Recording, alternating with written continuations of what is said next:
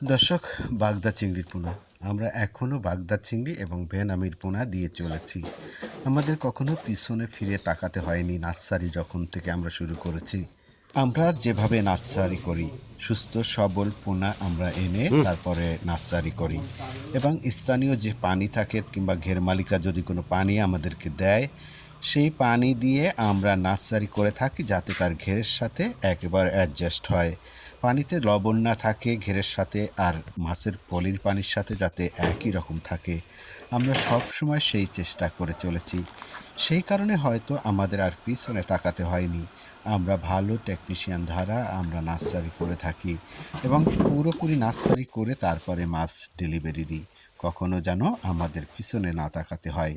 আমরা সবসময় চেষ্টা করি যে ঘের মালিকদের ভালো পোনা দেওয়া এবং ভালোভাবে নার্সারি করা। দর্শক, আমরা নার্সারি করতেছি, ঘের মালিক ভাইদের জন্য সুখবর আছে যে এই নার্সারি থেকে আমরা প্রোডাকশনে চলে যাব।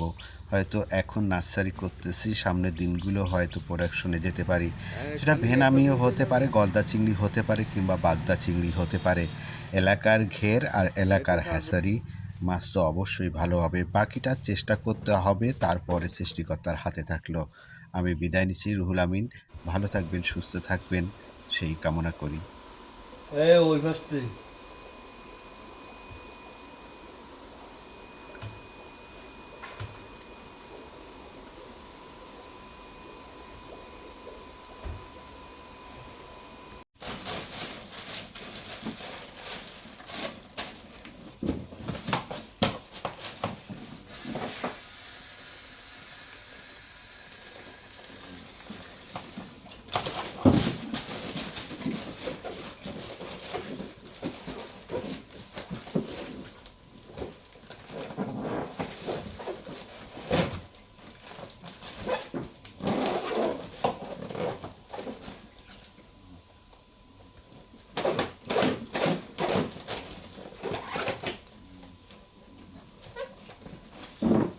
সাঁত্রিশ সেকেন্ড লাগ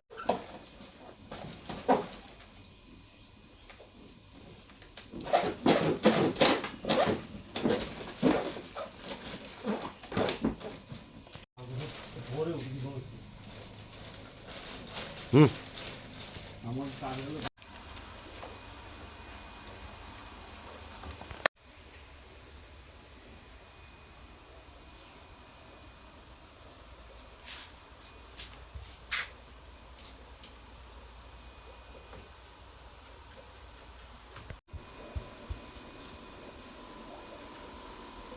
ওই ফার্স্টে